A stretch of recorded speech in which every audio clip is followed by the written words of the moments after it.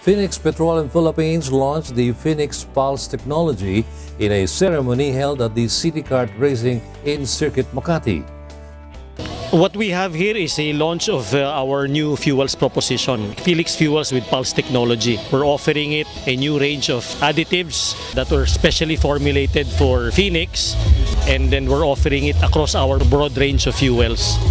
Our fuels has always been mainstream, and we have always aspired to compete with what the majors have to offer.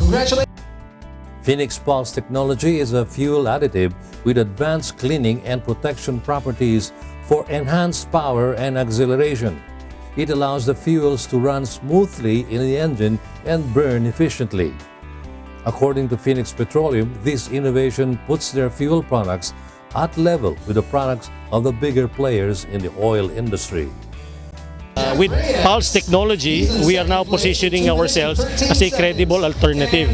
What they have, we also can offer, but it doesn't have to be that expensive. I think that's the key there.